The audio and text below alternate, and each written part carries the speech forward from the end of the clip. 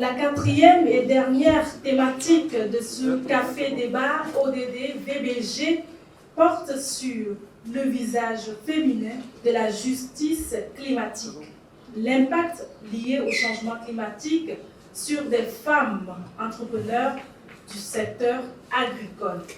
Cette thématique se rapporte aux ODD 13 et 5.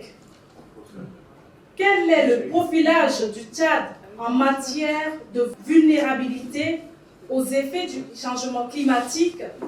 Qui sont les vulnérables? Pourquoi une dimension genre est-elle importante pour lutter efficacement et équitablement contre les effets néfastes du changement climatique? À travers ce café débat ODD VBG, comme toujours, un groupe d'exposants au profil riche et varié nous aidera à trouver des réponses à ces questions. Autour de cette table, nous avons Madame Amsizane Lamana, qui nous vient de l'Association des femmes chefs d'entreprise du Tchad, Madame Solange, qui nous vient de l'ONG Lead Tchad, Docteur Dogombe Florent Didier, qui nous vient de l'Université Emi Koussi, Madame Désirée Ngekadita, de l'Association des femmes chefs d'entreprise du Tchad. Et enfin, Monsieur Maïdigim Nasson, qui est géographe, environnementaliste. Il nous vient de la direction de l'éducation environnementale et de la lutte contre les changements climatiques. Le lead de ce groupe sera assuré par Dr Didier. Vous avez la parole. Quel profilage pour le Tchad?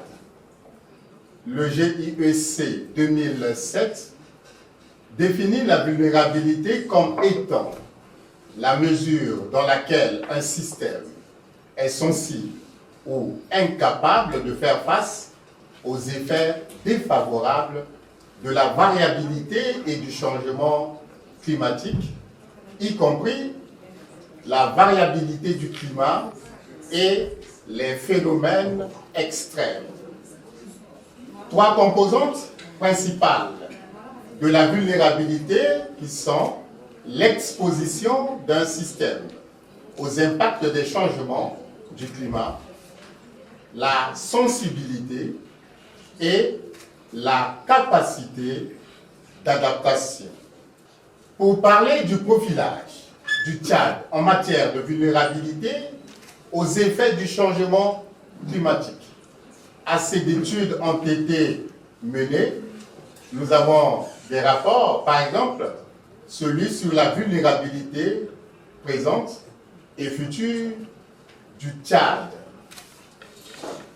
De la vulnérabilité au CC dans les secteurs prioritaires sensibles et propositions d'options d'adaptation 2020 commandité par le FNE, Notre-Dame Global Adaptation Index.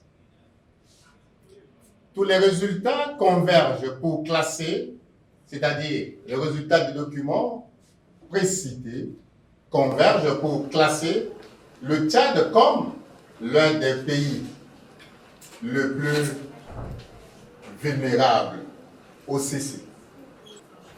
Le pays est classé 179e rang sur 181 en raison de sa forte exposition aux risques climatiques, ses faibles capacités d'adaptation, juste derrière le Bangladesh et bien loin de la Norvège, pays considéré comme le moins vulnérable au réchauffement. Qui sont les plus vulnérables? Naturellement, les femmes sont en général plus sensibles aux impacts du CC. Mais pour quelles raisons? Pourquoi? Elles ont un accès généralement plus difficile aux facteurs de production fonciers, intrants, agricoles, équipements, main-d'œuvre, eau, etc.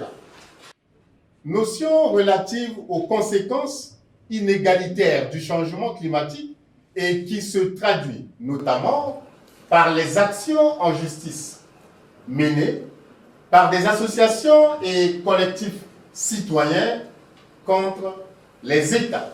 Au Tchad, l'ONG FCCET s'implique concrètement pour appuyer les femmes commerçantes, entrepreneurs et chefs d'entreprise dans le renforcement de leurs capacités malgré toutes les difficultés qu'elles rencontrent.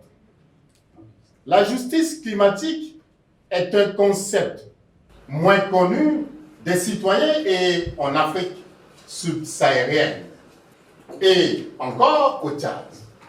Nous subissons les conséquences du changement climatique provoquées par les effets de serre émis dans les pays fortement industrialisés. Les multinationales qui opèrent au Tchad procèdent à des déguerpissements pour diverses raisons.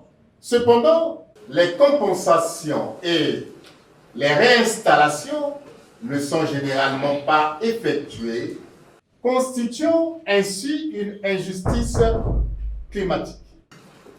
Dans la région du Chariba-Guirmi, zone pétrolière, plusieurs groupements des femmes, bien entendu, ont été expropriés, mais n'ont pas reçu de compensation parce qu'elles ne connaissent pas les droits à la justice climatique. Les femmes sont un acteur clé pour le développement durable et l'axe 5 des ODD le prouve à suffisance. Elles interviennent pour le maintien de l'environnement. Leur responsabilité est effective. Les femmes rurales sont les plus impactées par le changement climatique et en subissent les conséquences. Malheureusement, elles ne sont pas renseignées sur les solutions des énergies nouvelles.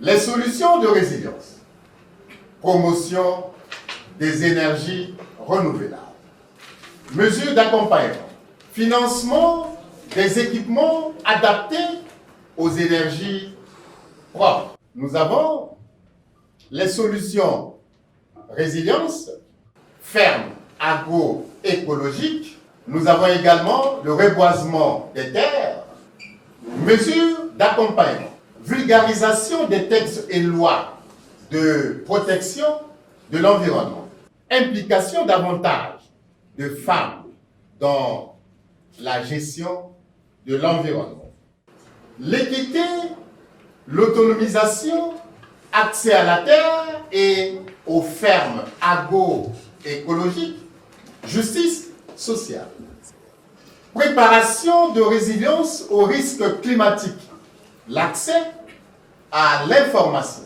forte implication pour les questions environnementales, sortir les femmes et enfants de la vulnérabilité récurrente, promouvoir et rétablir l'égalité genre. Recommandations. Encourager la politique d'adaptation au changement climatique avec l'implication des femmes. Multiplier des formations des cadres à la prise en compte du facteur genre. Faire à ce que plus de femmes ont accès à la justice climatique. Développer l'équité du genre. Outiller plus les associations et coopératives des femmes à l'utilisation des énergies renouvelables. Plaidoyer pour montrer que la femme est doublement vulnérable par rapport aux questions de changement climatique et les énergies propres. Merci, mesdames et messieurs. Quelles sont les dispositions qui sont prises au niveau gouvernemental pour accompagner cette action localement de visu et qu'on puisse avoir un impact direct sur l'aménagement des terres cultivables et de pouvoir accompagner ceux qui sont le plus impactés, notamment les femmes ou alors tous ceux qui sont dans la culture. Le présentateur a évoqué le déguerpissement des groupes de femmes. Est-ce dû aux effets du changement climatique ou bien aux effets des actions des industries extractives? Comment le pays s'organise pour mobiliser les ressources pour faire face dans ce contexte de pandémie? Je pense que à cette question, la réponse elle est très simple. Cette pandémie de Covid-19 a impacté vraiment beaucoup des activités, et notamment des grandes rencontres qui vont permettre vraiment de mobiliser les ressources. Néanmoins, récemment à la COP26 à Glasgow, je pense que le coordonnateur de la Grande Muraille Verte était là et il a tenu assez de rencontres avec les partenaires techniques et financiers. Ce ne sont que des promesses. Concernant le deuxième point qui parle de déguerpissement, parfois des groupements féminins en milieu rural ou bien en zone où il y a beaucoup d'industries. Je prends l'exemple concret d'une zone de champs pétroliers. Et lorsque une industrie pétrolière vient, elle déplace des populations qui parfois ont 200 à 300 ans d'histoire avec leurs terres. Et où souvent la biodiversité est presque intacte et où l'agriculture est très naturelle. Et lorsqu'on déplace des populations comme ça, c'est vers un autre monde. Il faut maintenant, je pense, une structure d'accompagnement, peut-être. Il faut aussi des renforcements de capacités parce que tous ces déplacements, ces nouvelles terres sont très difficiles. Elles ne sont pas adaptables. Donc, il faut absolument que ces multinationales prennent en compte que dans ces zones, les gens sont très vulnérables et lorsqu'on les déplace, c'est quand même une injustice. Une injustice parce que ça a un impact sur leur développement économique aussi, mais ça a un impact aussi dans leur propre environnement. Est-ce qu'on a un impact aujourd'hui de cette décision-là des plus hautes autorités des pays de l'Afrique centrale? Quel est l'impact de ces centres d'application dont le siège est à Douala au Cameroun? Je pense que Douala a quand même la capacité d'accueil de l'autre centre. Et comme c'est une zone, je ne sais pas quelle est la politique. Est-ce que ça va vraiment être par mobilité ou bien c'est toujours basé à Douala? Mais tout ce qu'on va faire vraiment, c'est d'enrichir un peu les recherches pour voir est-ce que après la décision 72, est-ce qu'il y a d'autres contenus de cette décision? Ça, on va pousser un peu la réflexion pour en savoir. Merci. À l'issue de ce café débat ODD VBG, constatez avec moi que l'agenda 2030 pour les objectifs de développement durable ne peut être atteint sans l'objectif 5. Je rappelle aussi que l'objectif visé par ce café débat ODD VBG est de réveiller et de mobiliser l'intelligence collective des jeunes, des femmes et des hommes, des organisations de la société civile pour naître ou renforcer leur engagement dans la lutte contre les inégalités entre les sexes au Tchad. Merci d'avoir honoré de votre présence ce café débat ODD VBG. À bientôt pour un autre café. Merci.